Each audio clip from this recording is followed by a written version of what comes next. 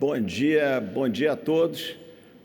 Prazer estar aqui no mais um Macro Day. Acho que o Roberto já fez uma bela introdução do que a gente espera. Aqui o nosso papel do BTG é sempre apoiar as empresas e empreendedores brasileiros, ajudar vocês que estão aqui nos assistindo a dar o próximo passo, a consolidar os setores, a ampliar o investimento, a trazer capitais externos ou a se expandir internacionalmente. E parte disso é navegar com os seus portfólios ou com as suas exposições no ambiente macroeconômico brasileiro e global. E é por isso que a gente promove aqui anualmente esse Macro Day. Foi um evento pioneiro aqui no Brasil de macro, né, sempre com a presença de lideranças importantes do governo e do setor privado. Hoje não será diferente. Está aqui o ministro Haddad, a quem eu vou falar umas palavras já, ministro Renan, no painel de infraestrutura na sequência. Daqui a pouco teremos o presidente Hugo Motta também trazendo um pouco da pauta legislativa para o debate. E esse debate nos faz melhor. Mesmo quando a gente critica, a gente tem dúvida, a gente tem uma angústia, a gente se decepciona, mas nada melhor do que o debate, nada melhor do que a transparência.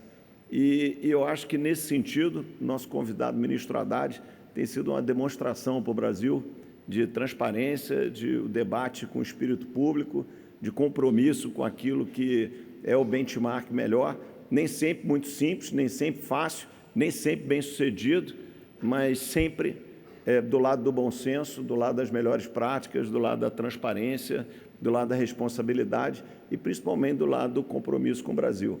Então, hoje o ministro Haddad vai fazer uma apresentação diferente, né? Estamos chegando no 4º ano de ministério e ele vai fazer uma apresentaçãozinha antes de começar o bate-papo, que vai ser liderado pelo nosso economista-chefe, Mansueto de Almeida. Então, a ideia aqui é só as boas-vindas. Ministro Haddad, prazer tê-lo aqui conosco mais uma vez. Mansueto, então, por favor, venham ao palco. Prazer recebê-los aqui.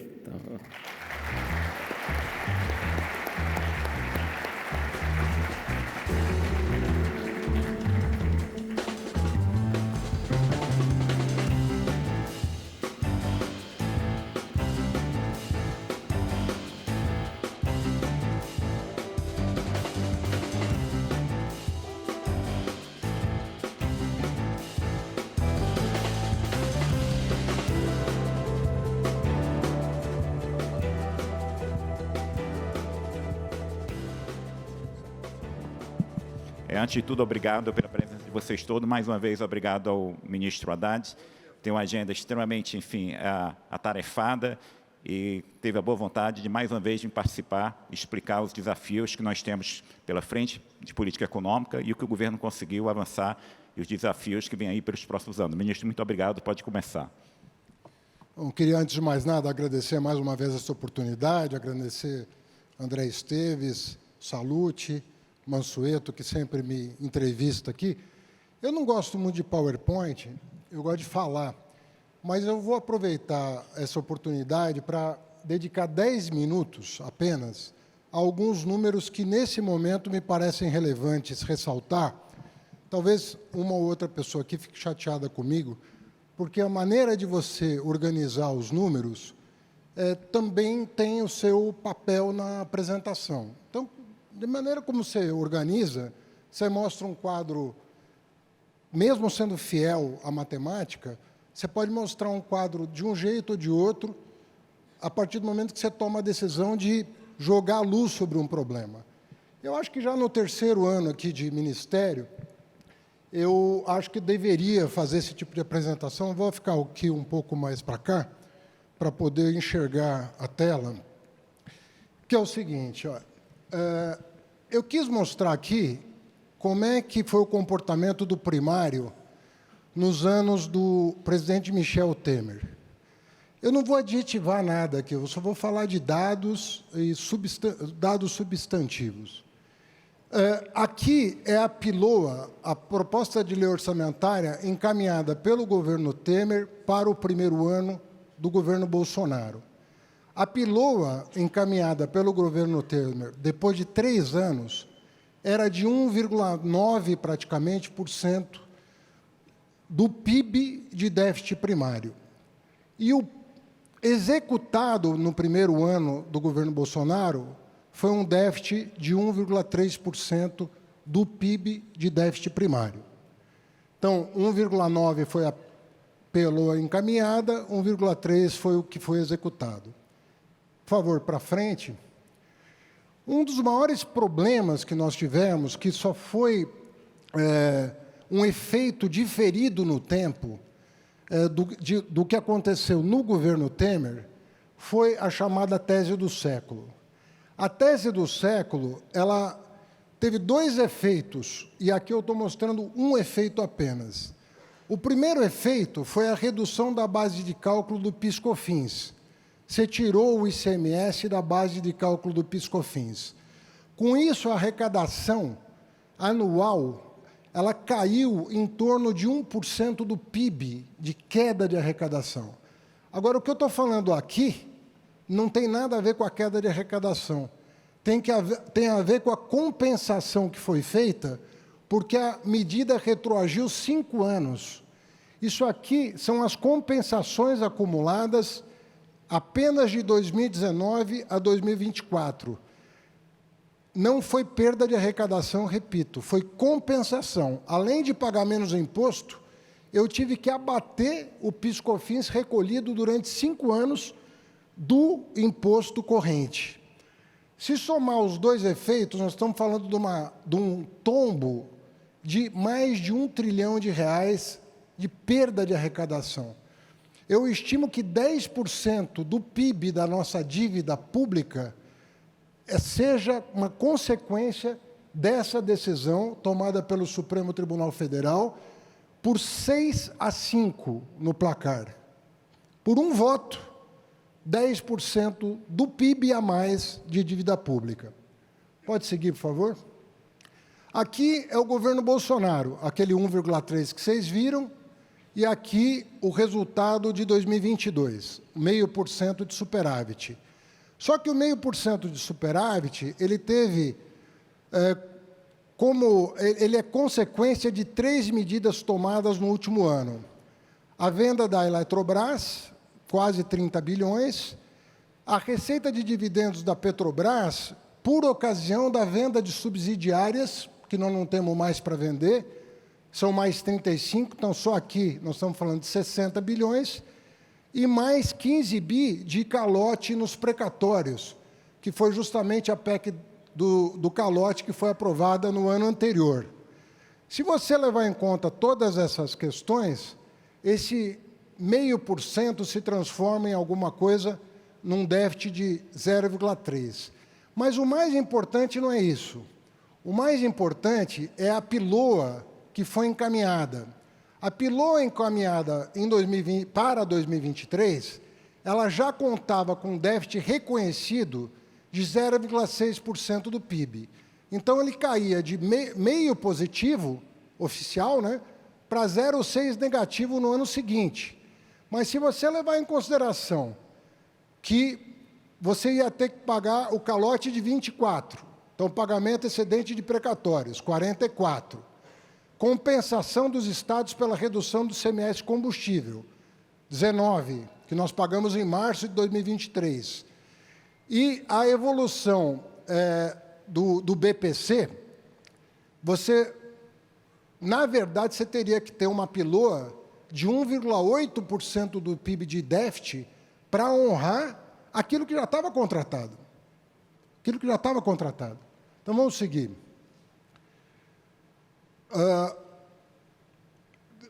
O que nós tivemos nesse período foi uma erosão das receitas, com base no que eu falei. Pode seguir. Aqui nós tivemos algumas mudanças, alguns dribles no teto de gasto, que estão considerados nessa planilha. Pode seguir. Aqui são duas coisas importantes, que são despesas que foram executadas nesse governo, mas foram contratadas no governo anterior. Então, você não consegue escapar de despesa contratada até 2022. Um deles foi a mudança das regras em 2021, das regras de elegibilidade do BPC. Se as regras de 2021 não tivessem mudado, nós teríamos um BPC hoje de alguma coisa em torno de 93 bilhões de reais, já considerado o aumento do salário mínimo. Como houve essa mudança de regras de elegibilidade, nós estamos saindo de 67, 70 bilhões entre 21 e 22 para 131 bilhões no ano que vem, com as novas regras de elegibilidade. Isso aqui não é gasto do governo Lula. Do ponto de vista contábil, somos nós que estamos gastando, mas nós estamos honrando uma despesa que foi contratada em 2021 e da qual nós não conseguimos sair. O outro problema que foi contratado, seguindo, é a contratação do novo Fundeb. Vocês estão falando com a pessoa que criou o Fundeb. Eu criei o Fundeb como ministro da Educação com 10% da receita da educação por parte da União. Isso já foi um enorme avanço. Em 2021, isso foi alterado para 23% da receita da educação. Quer dizer, o Fundeb foi multiplicado por 2,5 vezes, praticamente, o que gerou uma contratação em 2021 de uma despesa cuja diferença aqui é de quase 40 bilhões de reais. Então, se você somar BPC mais Fundeb, você está falando de mais de 70 bilhões de reais que foram contratados em 2021, pela mudança dos critérios de elegibilidade do BPC e pela mudança da emenda constitucional do Fundeb. Pode seguir? Bom, tudo somado, o que nós estamos vendo? Nós estamos vendo que, do ponto de vista de receita, nós estamos atingindo uma receita parecida com a de 2022 e ainda aquém do período em que nós tínhamos superávit primário. Se você pegar a receita como proporção do PIB entre 2011 e 2013, portanto, de 15 anos atrás, isso aqui estava em torno de 18,8% do PIB. Hoje está 18,6%. Né? No ano de 2022 foi 18,4%. Em 2019 foi 18,2%. Então, nós não estamos longe da média histórica saudável. Lembrando que nós contratamos muita despesa nesse período, como eu acabei de salientar. E a despesa? Se você pegar a despesa, pode passar, por favor? A despesa, que estava na casa de 19%, 19,5% do PIB, deu esse pico aqui por causa da pandemia, no ano de 2022, ela foi de 18% do PIB, e aqui eu coloquei só o calote de precatório para chegar no que era mesmo a despesa. Então, com os 15 bi de calote, você teria uma despesa de 18,1% do PIB em 2022. A despesa, ela vai ser em 2026 alguma coisa em torno de 18,8%. Aí você vai falar, bom, cresceu 0,7%.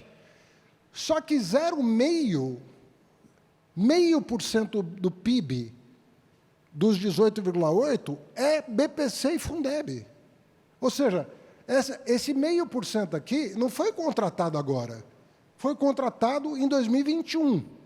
Se você descontar dos 18,8% o que foi contratado em 2021, você tem 18,3%, que comparando com 18,1%, é 0,2% do PIB a mais.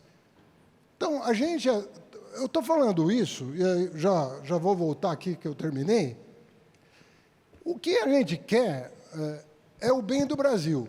E para conseguir atingir esse objetivo, nós precisamos tratar com muita seriedade aquilo que foi contratado, quando que foi contratado, quanto que era a arrecadação como proporção do PIB no momento em que nós tínhamos superávit, quanto que é o gasto como proporção do PIB hoje, por que ele atingiu esse patamar, porque aí para nós, para o próximo governo, para a gente ter uma eleição bacana no ano que vem, uma eleição decente, com propostas, com ideias, eu acho que a gente tem que se debruçar sobre o que é real. Aqui não tem nenhum número da minha cabeça. Todos aqui são números oficiais. inclusive a maioria deles calculado pelo Banco Central. Então, não tem aqui... E é uma maneira de apresentar, obviamente, há outras.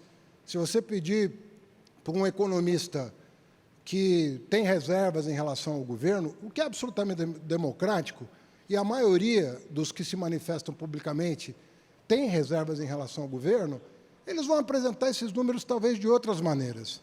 Como eu nunca vejo os números da Fazenda expressos nos jornais, eu resolvi aproveitar essa oportunidade para dizer como eu vejo a situação, quais os compromissos que eu assumi, qual é o trabalho que eu procurei fazer. Porque eu quero sair desse cargo do mesmo jeito que eu saí de todos os cargos que eu ocupei, como ministro da Fazenda, como prefeito de São Paulo, e eu quero sair podendo encontrar vocês em qualquer circunstância e podendo conversar sobre o Brasil, sobre o melhor caminho para o nosso país, sobre como melhorar o grau de investimento, como melhorar o volume de investimento, como melhorar as contas públicas, como fazer o dinheiro chegar em quem precisa, como ter um pouco mais de justiça tributária, num país tão desigual como o nosso, que devia seguir chamando a nossa atenção. Nós estamos entre os 10 países mais desiguais do mundo. Eu queria poder conversar com naturalidade, saindo desse clima tenso que o país ainda vive, e poder se debruçar sobre uma coisa que interessa a todos nós, que é deixar um legado para os nossos filhos, para os nossos netos, de um país melhor. Há divergências, há debate, tudo isso é muito saudável. Felizmente, nós estamos numa democracia no Brasil que todo mundo pode falar o que quiser. A Paulista tem 40 mil para um lado, 40 mil para o outro, os jornais recebem artigos de todo mundo, ninguém é censurado, todo mundo fala o que quer, e é bom que seja assim. Mas eu quis, André, nessa, não sei se última ou penúltima oportunidade que eu tenho aqui de falar com vocês, apresentar a minha versão do trabalho que a minha equipe e eu fizemos, e fizemos com zelo pelo Brasil, com amor por esse país. Se erramos, acertamos, a história vai dizer, mas foi feito com muita tenacidade, foi feito com muita vontade. Eu acho que nós vamos colher os frutos desse trabalho, que não está completo, porque nunca estará completo o trabalho de condução da economia. Sempre vai ter tarefa pela frente. Mas eu acho que nós temos uma situação e que nós temos uma oportunidade de, ainda com algumas tarefas a cumprir, difíceis de organizar politicamente, porque não é só a técnica que preside o Ministério da Fazenda. Você tem um Congresso, você tem um Judiciário, você tem a sociedade, tem muitos atores para você formular e conduzir a política econômica. Mas eu acredito que o trabalho que foi realizado é um trabalho que foi feito de muito boa fé, que eu queria apresentar para vocês e agradecer nesse momento. Muito obrigado.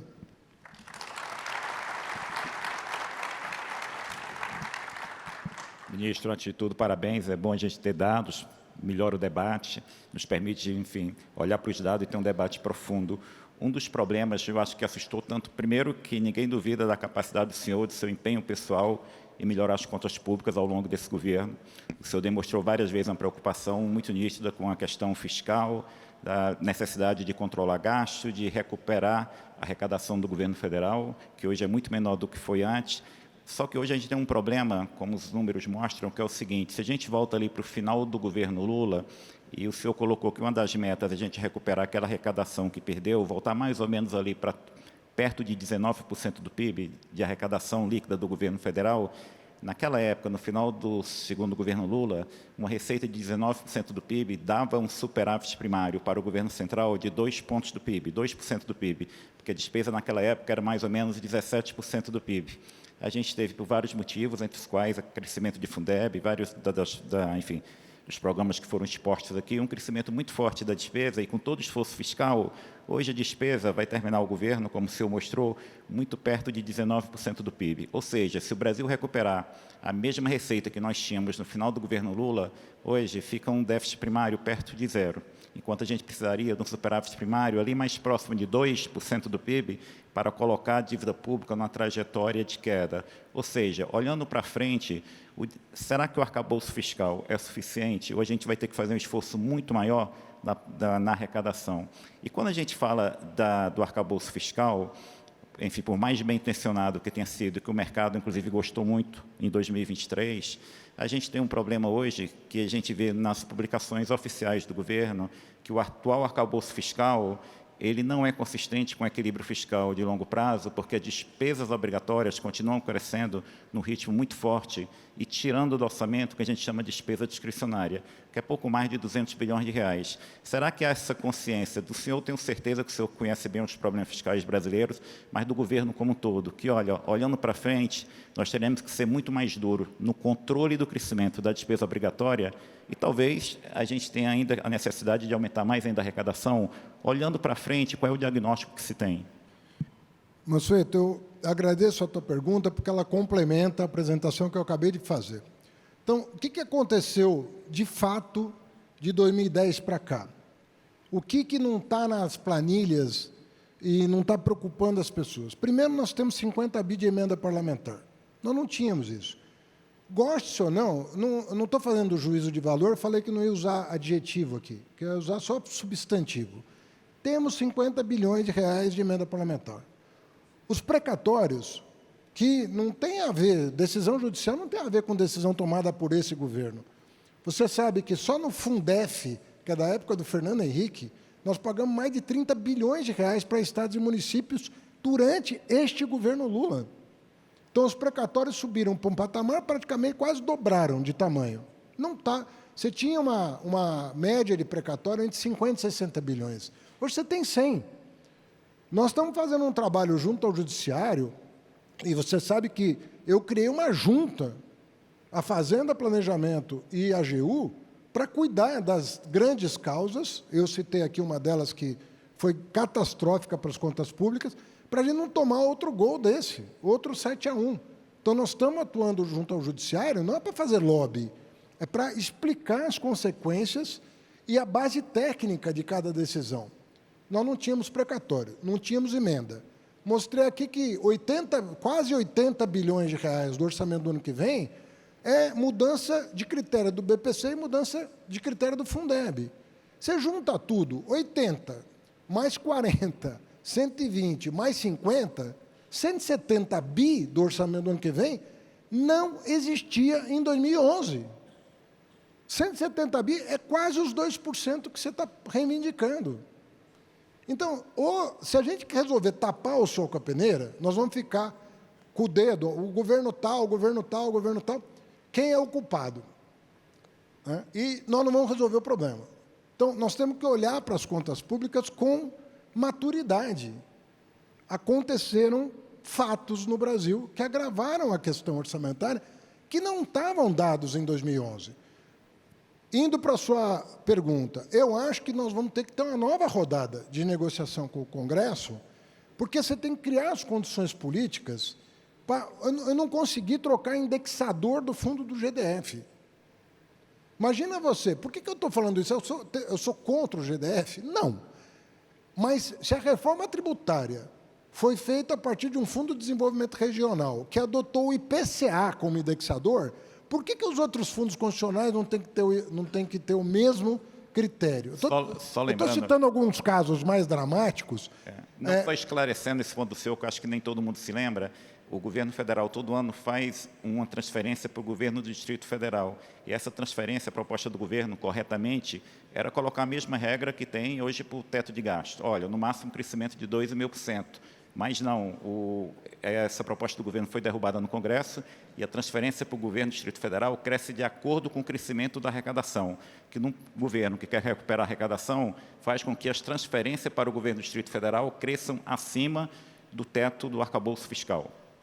E fica muito difícil, Mansueto, quando você tem esse tipo de problema, supersalário, previdência de militar, emenda, vinculações inadmissíveis, fica difícil você discutir a macropolítica orçamentária. Aí a pessoa fala, mas saúde e educação estão consumindo muito recurso.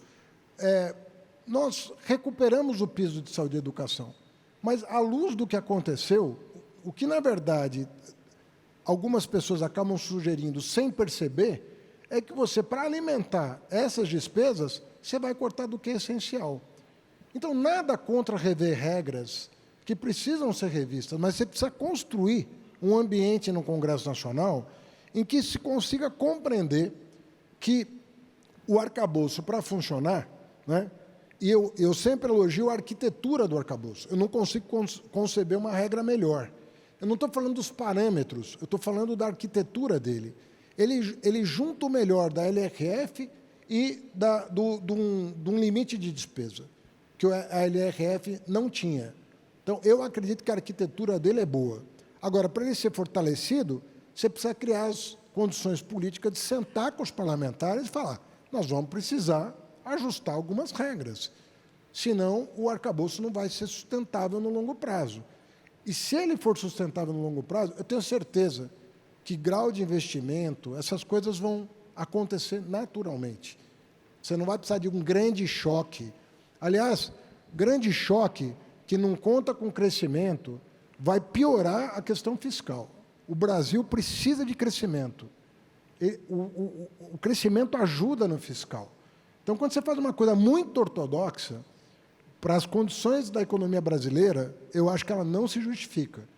Se a gente continuar arrumando o carro, apertando os parafusos e fazendo ele andar melhor, com a reforma tributária, com a reforma do crédito, com a reforma do seguro, com a economia verde, com a economia digital, geralmente, quando eu venho para cá, eu não falo de outra coisa, a não ser do fiscal. E eu gostaria de estar num país que pudesse não ter que falar do fiscal mais. A gente tem tantas oportunidades de investimento nesse país. Agora nós soltamos o Redata, semana passada. A quantidade de consultas que nós recebemos em 3 dias, depois da edição da medida provisória, nós podemos estar falando em centenas de bilhões de investimentos no Brasil. Então, é aumentando o PIB potencial do país que também nós vamos resolver a questão. E as reformas que estão sendo feitas, a começar pela tributária, ela é gigantesca. O Brasil vai viver um momento, quando a reforma tributária entrar em operação, com um sistema totalmente digital, nós vamos entrar em outra fase do desenvolvimento brasileiro, desonerando investimentos, desonerando exportações, ampliando a cesta básica, melhorando a distribuição de renda. Nós temos muitas oportunidades. Agora, é uma construção política. Isso exige muito diálogo. Mas eu acredito que, até aqui, eu nunca reclamo do Congresso, porque ele não me deu 100% do que eu pedi, mas ele me deu 70%. É um bom índice, entendeu? Se a gente continuar, se as próximas gestões continuarem perseverando, nós vamos chegar num patamar de equilíbrio das contas e de desenvolvimento sustentável. Deixa eu tentar resumir e a gente aprofundar mais esse ponto. O que eu entendi é o senhor fala o seguinte: o arcabouço fiscal funciona, a forma, a metodologia do arcabouço fiscal é boa, mas nós, como sociedade, temos que construir um ambiente político para controlar o crescimento da despesa obrigatória. Além disso, claro, tem outro ponto da agenda que o senhor destaca muito, que é importante, que acho que todos concordam. Nós estamos falando de um país que tem muitos regimes especiais tributários, que a gente chama de gasto tributário. E o senhor sempre colocou o seguinte: olha, antes de 2002, o gasto tributário no Brasil era 2% do PIB e hoje é mais de 6% do PIB. Então, tem que recuperar parte dessa receita que o governo perdeu com regras que muitas vezes não trazem justiça social. Então, são as duas coisas. Do ponto de vista de controlar o crescimento da despesa obrigatória, sempre tem um debate legítimo, alguns podem ser contra, outros a favor, que é, por exemplo, num país que está com praticamente pleno emprego. O desemprego do Brasil hoje é 5,6%. A própria dinâmica do mercado de trabalho puxa o salário de contratação para cima e os programas sociais cresceram, em especial o Bolsa Família. O Bolsa Família era um programa que, de 2003 a 2019, era um programa que custava 0,4% do PIB, é hoje um programa de 1,5% do PIB. Dado isso, talvez a discussão do ritmo de crescimento do salário mínimo, dado que o Brasil é um dos poucos países do mundo, se não o único, que tem uma previdência atrelada ao salário mínimo. Então, toda vez que você tem um aumento real do salário mínimo muito forte, isso impacta muito o crescimento de gasto de previdência, que continua sendo um problema para o Brasil. Será que os partidos políticos como um todo, esquerda e direita, têm a maturidade para discutir talvez uma nova regra de salário mínimo, olhando para frente? Nós fizemos isso no ano passado. Nós tínhamos uma regra de salário mínimo que foi aprovada em 2023 E nós tivemos a humildade de rever essa regra o ano passado, num diálogo com as centrais sindicais. Não foi de cima para baixo. Nós chamamos as centrais e dissemos, olha, nós temos que mudar a regra do salário mínimo. Muita gente, em 2023, pediu para que a correção do salário mínimo, que ficou 7 anos sem aumento real, fosse PIB per capita, porque o PIB per capita tem alguma correlação com o aumento da produtividade da economia. Essa regra atual é melhor do que a do PIB per capita. Então, eu acredito, de novo, se tomar como parâmetro o que hoje são as regras do arcabouço, quanto mais a gente colocar para dentro da regra, fazendo a soma das partes caberem no todo, mas com discernimento de que tem muito desperdício que deveria ser enfrentado imediatamente. Não precisa esperar depois da eleição para enfrentar determinados temas que, inclusive, estão no Congresso Nacional, né, e que podem ser enfrentados já. Eu acredito que a gente pode chegar lá. Mas sobre gasto tributário, eu queria fazer também uma observação. O gasto tributário chegou a 6% do PIB. Né? Quando eu cheguei no Ministério do Planejamento, em 2003, ele era de um pouco superior a 2% do PIB. Quer dizer, ele mais do que duplicou o gasto tributário no Brasil. Em boa hora, o Congresso Nacional aprovou uma emenda constitucional de número 109, dizendo que o gasto tributário tinha que ser reduzido obrigatoriamente. Ninguém fez isso. Desde a promulgação da emenda constitucional 109, ninguém fez. Aí entra um ministro que decide comprar briga. E não são brigas fáceis. Briga com desoneração da folha. Vencemos, porque gradualmente vai acabar. Briga com o PERSE, briga com isenção de fundo familiar, briga com isenção de offshore, briga com... Nada disso nada disso significa aumento de imposto. Tudo isso significa corte de gasto tributário. Porque a sociedade não está pagando um centavo a mais de imposto. Quem está pagando é quem não pagava. Então, nós estamos cumprindo a Constituição. O que você vê estampado nos jornais? O governo só pensa em arrecadar. Isso aqui que eu acabei de apresentar dá testemunho de que não é verdade. Nem que houve gastança, como querem alguns, nem que tem uma fúria arrecadatória. O Brasil já viveu fúria arrecadatória. Agora, compara o começo do regime militar, na década de 60, a carga tributária como proporção do PIB subiu de 16% para 26%. Estou falando do regime militar, de extrema-direita. Subiu 10% do PIB a carga tributária.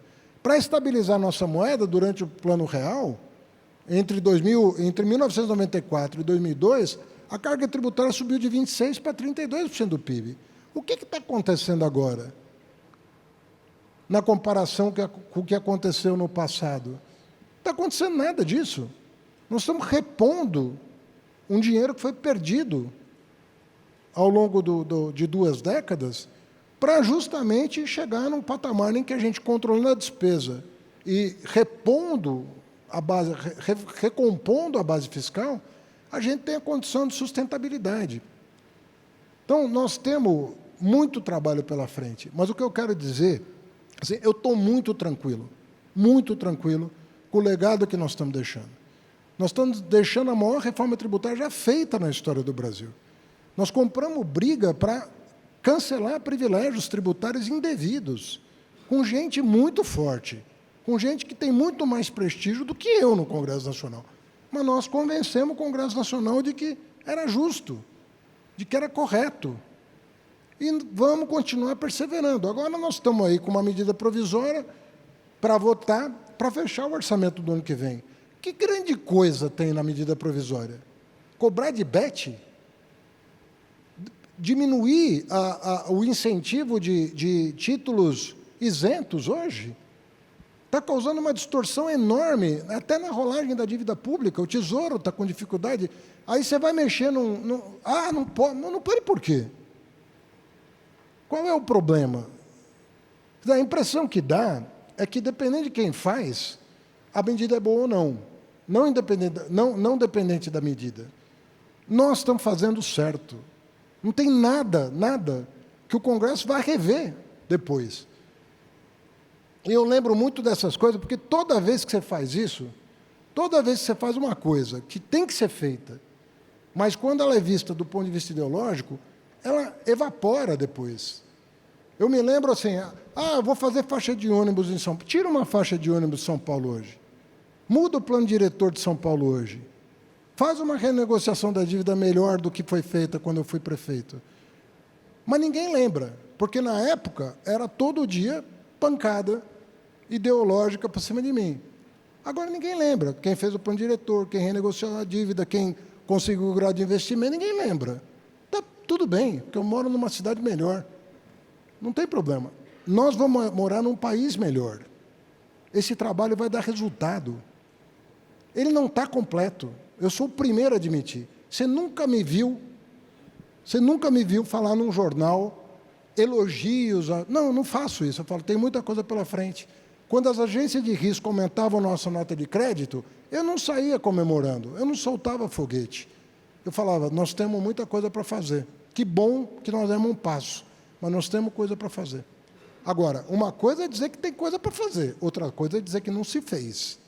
Aí já estamos falando de outra coisa, estamos falando de outra postura. E quanto a isso, eu tenho, porque eu sou dos poucos que se defende, né? Eu tenho que me defender. Claro. Mas será que a percepção da equipe econômica, a gente sabe do compromisso em tentar melhorar as contas fiscais, o enorme trabalho que tem nas negociações salutares, normais em uma democracia com o Congresso Nacional, mas às vezes passa a impressão que será que a posição do ministro Haddad e da equipe econômica é uma posição do governo ou não? Que muitas vezes o que transparece em artigos de imprensa é que há quase um conflito interno, o senhor querendo avançar muito na questão fiscal, como foi nos últimos 2 anos, teve um avanço, e, ao mesmo tempo, uma parte política do governo, isso não é só o governo atual, qualquer governo tem isso, querendo avançar em medidas, por exemplo, que aumentam o gasto, que atrasam a ajuste fiscal. Toda vez vai ter esse tipo de debate. Você lembra o debate entre o Malan e o Serra? O debate entre o Guido e o Palocci? O debate entre o Rogério Marinho e o Guedes? Não tem governo, é assim. Quem não gosta não assume a Fazenda. A Fazenda é um cara... Eu quis assumir a Fazenda sabendo da confusão. Eu não fui desavisado para a Fazenda. Eu participei do governo Lula 1, Lula 2, o Dilma 1, Lula 3. Então, eu não estava desavisado. Eu queria o cargo. Eu fui lá com gosto. Estou com gosto até hoje. Gosto do que eu faço. Agora, é ingênuo você imaginar que você vai botar um ministro da Fazenda lá que não vai enfrentar. Porque existe a política. A política sabe o que quer? A vida das pessoas. As pessoas precisam comer, as pessoas querem um salário melhor.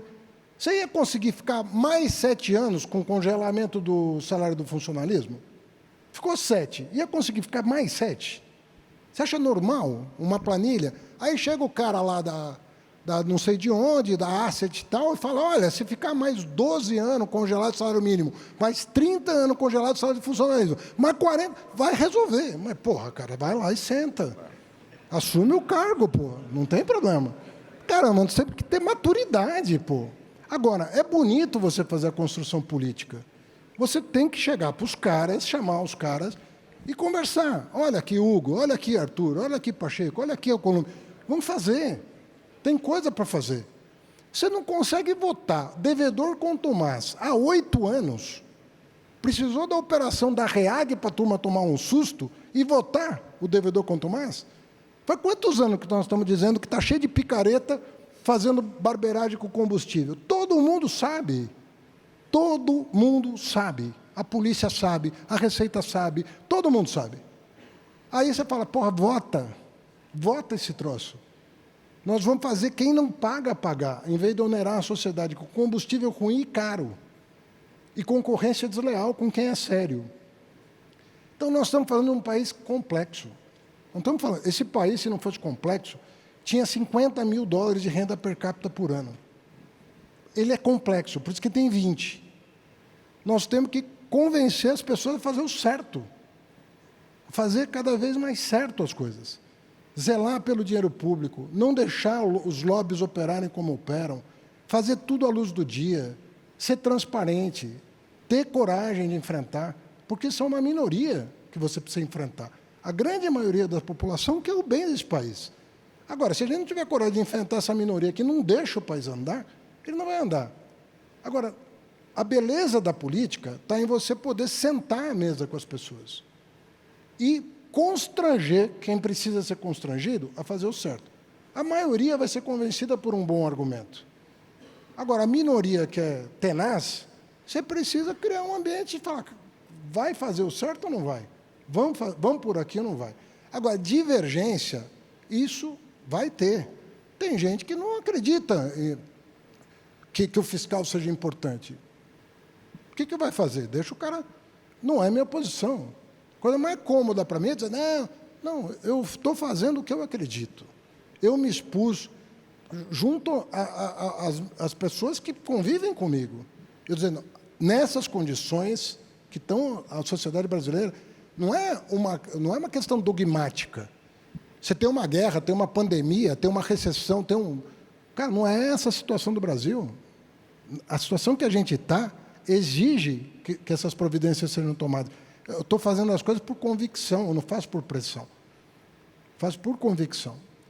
E eu acredito, Mansueto, com toda sinceridade, se nós criarmos um ambiente político para tomar as novas decisões importantes, independentemente de resultado eleitoral, nós vamos chegar nesse resultado.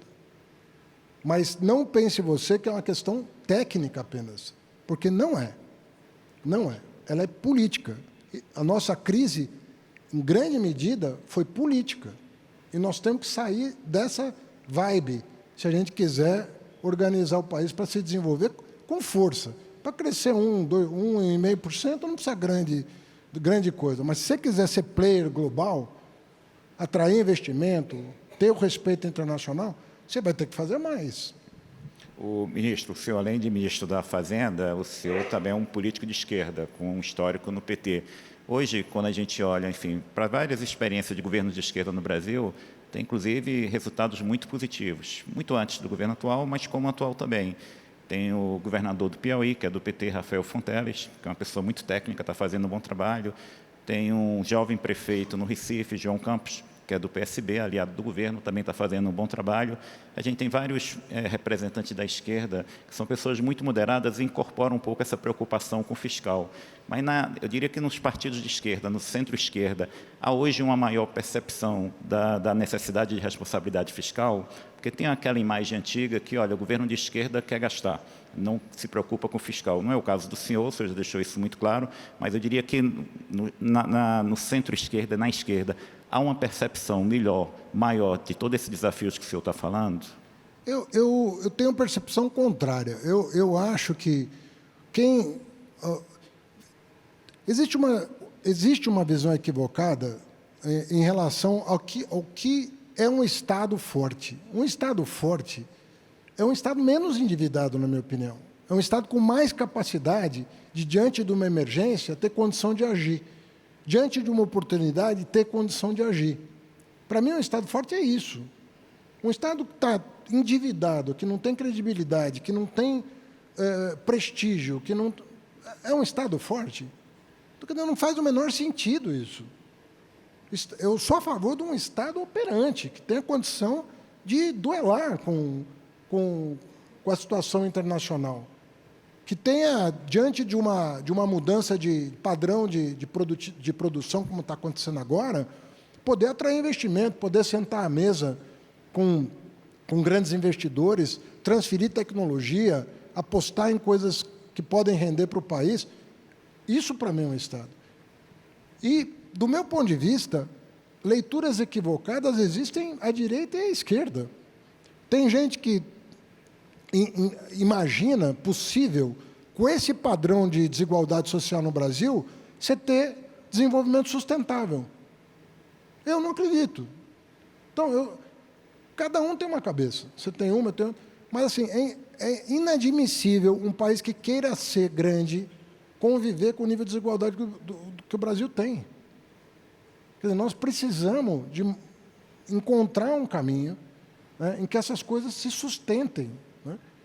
Então, vamos olhar para as melhores práticas, para aquilo que deu certo, vamos fazer aqui. Nós temos um caminho, e com vantagens enormes. O Brasil tem muitas vantagens. Tamanho do mercado, a matriz energética, potencialidade, tudo aqui pode funcionar melhor. Nós estamos prestes a fechar um acordo com a União Europeia. Temos uma excelente relação com a Ásia, toda a Ásia, com o Oriente Médio. Sabe, o Mercosul está com essa dificuldade por causa de Argentina e tal, que, aliás, até outro dia era visto como o exemplo que o Brasil deveria seguir. Eu não consigo compreender um negócio desse. Para nós é ótimo que estão emprestando dinheiro para a Argentina, porque o dinheiro está vindo para cá, no turismo e na compra de mercadorias brasileiras. Mas você imaginar que aquilo possa ser padrão para nós, cada um com o seu problema, cada um com a sua trajetória. Então, eu acho, Mansueto, legítimo esse tipo de debate dentro da esquerda, dentro da direita. É totalmente irracional. No último encontro do PT, ninguém noticiou isso, né? Porque, aparentemente, era uma notícia boa, então ninguém noticiou. Colocaram em votação dentro do PT apoio ou não à política, ao arcabouço fiscal. Deu 80-20, dentro do PT. Mas, às vezes, essa maioria no PT, às vezes, é silenciosa. Porque, assim, a pessoa, eu não vou parecer que eu estou apoiando o Haddad, mas eu vou apoiar. Entendeu? Então, tem um jogo, tem um teatro, mas todo mundo sabe que tem coisa que tem que fazer. Não tem jeito.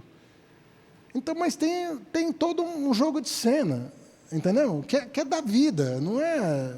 Claro, entendi. Talvez todo esse jogo de cena termine causando um impacto no mercado maior do que o que seria se as pessoas compreendessem melhor todo esse processo político que o senhor está explicando. Por exemplo, no primeiro ano desse governo, o buraco fiscal, que a gente chama de déficit primário, foi 244 bilhões de reais, mais ou menos 2,4% do PIB. A gente vai terminar esse governo, na projeção oficial, com um déficit primário de mais ou menos 0,2% do PIB. Na nossa conta, um pouquinho maior, mas cumprindo todas as regras fiscais. De qualquer forma, a gente está falando, em 4 anos, de uma melhora do resultado primário de 2 pontos percentuais do PIB, o que é muita coisa em qualquer governo. Apesar disso, tem um conceito mais amplo fiscal, que quando a gente inclui pagamento de juros, que é o resultado nominal, no primeiro ano desse governo, o déficit nominal foi 8,8% do PIB. As estimativas da maioria dos analistas apontam que a gente vai terminar esse governo com um déficit nominal mais ou menos ali na casa de 8,4% do PIB. Ou seja, o primário melhorou 2 pontos do PIB, as contas, quando a gente não inclui pagamento de juros, apresentarão uma melhora de mais de 200 bilhões de reais, mas a melhora do resultado nominal, uma melhora pequena, de 40 a 50 bilhões de reais. Porque os juros curtos, juro fixado pelo Banco Central, e o juro longo, o juro do Tesouro, quando ele vende um título de 10, 20, 30 anos, esses juros aumentaram muito. Então, ao mesmo tempo que o governo fez um enorme esforço, que o senhor, mostrou com dados, houve um aumento da percepção de risco. O juro real do NTN-B hoje está próximo de 7,5%, que nenhum país do mundo paga uma taxa de juros real tão alta, e vamos deixar claro, isso não é sustentável. Para o bem ou para o mal, vai ter que mudar. Qual é a interpretação que o Ministério da Fazenda tem, que a equipe econômica tem, desse problema? Um governo que avançou na melhora das contas públicas, os dados mostram isso, ao mesmo tempo que a gente teve um crescimento muito forte dos juros curto e longo. Curto é Banco Central, para reduzir a inflação, mas o longo é um pouco de confiança dos agentes de mercado na política econômica, no crescimento da dívida pública, no controle do crescimento da dívida pública ao longo dos anos. O que aconteceu para a gente ter juros tão altos, o curto e o longo? Essa é uma história longa. E eu acho que ela só vai poder ser contada, toda ela, daqui a um tempinho. Né? Sobretudo por causa do que aconteceu ano passado no Brasil, na relação entre Fazenda e Banco Central. E eu não quero me adiantar nisso, porque foi um período de transição muito difícil para mim. Aliás, eu tive 2. Em 2022, não tinha presidente, não tinha ministro da Fazenda para fazer a transição, e o ano passado, que também foi muito difícil. Mas, assim, o Brasil, ele tem... Eu não acredito, eu falei isso outro dia, fui criticado por colegas meus, dizendo, olha, o juro no Brasil não se explica só pela questão fiscal. Caiu o mundo. Isso é bobagem. Na minha opinião, não se explica só pelo fiscal. Existem outras coisas que explicam o juro no Brasil. Muitas outras coisas. O fiscal é importante? Eu estou há 1 hora falando que é. Então, se eu imaginasse que não estaria cuidando disso. É muito importante, mas não é a única explicação para esse patamar de juros. Eu acho que o juro vai começar a cair, e vai cair, na minha opinião, de forma consistente, de forma sustentável. Então, esses números do nominal, eles vão se alterar, e vão se alterar para melhor. Eu não sei em que momento, mas em algum momento, com os indicadores de inflação que nós estamos colhendo, com o dólar no patamar que está, com tudo que está acontecendo, eu acho que as coisas vão melhorar muito a partir do ano que vem. E eu acho que vai ser uma trajetória sustentável, se nós continuarmos fazendo o trabalho da Fazenda. A Fazenda tem que continuar nessa perspectiva que você mesmo reconhece, e isso vai dar também mais conforto. Vai resolver só o fiscal? Não, na minha opinião. Porque nós já tivemos, eu vou pegar um período, quando nós assumimos em 2003, o juro estava em 25%, a inflação estava em 12%, a dívida líquida estava em mais de 60% do PIB, e o Brasil não tinha reserva cambial praticamente. 8 anos depois, a dívida tinha caído para menos de 40% do PIB, mantendo uma taxa de juro elevada, apesar do superávit primário de 2% do PIB, como você salientou. Então, como é que você explica aquilo? O PIB, 2% de superávit, a dívida pública caindo muito drasticamente, um ciclo de commodity bacana, investimento subindo, crescimento 1,5 vezes acima do PIB, do crescimento mundial, e ainda assim nós pagávamos taxas de juros. Estávamos entre os 5 países que pagavam mais taxa de juros. Então, eu acredito que o juro brasileiro não se explica só pelo fiscal, mas o fiscal é uma questão importante. Olhando para frente, a gente está num país, como o senhor falou, tem desigualdade de renda, tem enormes problemas sociais ainda, enfim, que todos os governos estão tentando resolver, melhorar, mas é um país que tem uma carga tributária alta. A carga tributária do Brasil é em torno de 34% do PIB, é muito acima da média da América Latina. É por isso que se fala tanto da necessidade de controlar o crescimento da despesa obrigatória, e um país que, apesar de uma carga tributária tão alta, o investimento público é muito pequeno. No ano passado, a despesa primária do governo central foi 2,2 trilhões de reais, o investimento público federal foi mais ou menos 84 bilhões de reais. E, infelizmente, olhando para frente, o governo federal não terá como aumentar muito o investimento público além desse patamar. A solução para isso, normalmente, volta na nossa discussão do início da conversa, é controlar o crescimento da despesa obrigatória, que é uma agenda comum, quem quer que seja o governo em 27. Tem uma agenda comum, pelo que eu estou entendendo da nossa conversa, tem uma agenda comum, que não está ligado nem à esquerda nem à direita, que vai precisar de maturidade, de muito acordo político para avançar nesse controle da despesa obrigatória, que possivelmente esse ambiente ainda não foi totalmente construído hoje. É isso mesmo? Eu acredito que ele está parcialmente construído. Eu não tenho... O debate melhorou? Eu não tenho lembrança, nos últimos 10 anos, de um diálogo entre Executivo, Legislativo e Judiciário tão bom quanto nesse momento. Nós não temos problema federativo. O presidente Lula se dá bem com todos os governadores rigorosamente. Tivemos aí, está aqui o Silvio Costa e o Renan Filho, que são testemunhas dos investimentos federais aqui no estado de São Paulo, né? Cujo governador é um dos pretendentes à candidatura. Mais da metade dos investimentos em São Paulo contam ou com o OGU federal ou com o empréstimo do BNDES. Mais da metade dos investimentos em São Paulo. Então, a questão federativa. Seria impossível aprovar a reforma tributária sem o apoio dos governadores, sem o apoio dos prefeitos. Toda a agenda no judiciário está sendo favorável. O judiciário está muito mais sensível, STJ, STF. Eu disse que não conseguimos 100% da agenda no legislativo, mas conseguimos mais de 70%. Né? Alguma coisa diferida no tempo, mas também foi incorporada. Bom, eu penso que o ambiente institucional tem tudo para melhorar. Tem essas questões da polarização, essa agenda que, infelizmente, está tendo que ser enfrentada, que também faz parte de um ambiente democrático que a gente vive. Mas, tirante aí essas questões que são mais apaixonantes, vamos dizer assim, a agenda está andando. Agora mesmo, eu tenho falado com o presidente Hugo, o presidente Alcolumbre, olha, vamos, a partir da semana que vem, da outra, colocar para funcionar. Está cheio de projeto bom no Congresso Nacional para votar. Vamos votar, vamos enfrentar esse debate.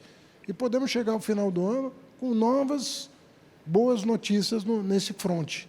Agora, eu gostaria de jogar mais luz sobre o que está acontecendo na economia real. Os investimentos estão sendo feitos, a programação que está sendo feita, tem muita coisa que está acontecendo, muita coisa que vai acontecer e que vai dar sustentabilidade para o nosso crescimento e para uma melhoria das condições sociais do país. Então, eu sou, desde o começo, eu sou muito otimista em relação ao Brasil. Vamos terminar com a mensagem sobre o Brasil, mas destacando alguns pontos que eu acho que é importante e vai na linha do que o senhor falou. Só para a gente lembrar, a gente está hoje com o Brasil com taxa de desemprego de 5,6%. Eu acho que o normal do Brasil, daqui para frente, mesmo que a gente cresça pouco, que a gente fique crescendo em torno de 2% ao ano, um pouquinho acima disso, é um país que daqui para frente terá taxa de desemprego muito baixa, porque a população cresce pouco, 0,5% ao ano. A gente está num país que fez mudanças importantes em marcos regulatórios. Hoje a gente tem vários estados no Brasil em investimento e saneamento.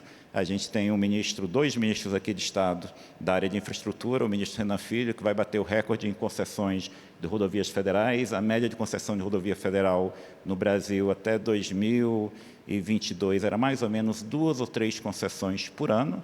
A gente vai ultrapassar 10 concessões de rodovias federais por ano nesse governo, o que mostra um grande crescimento.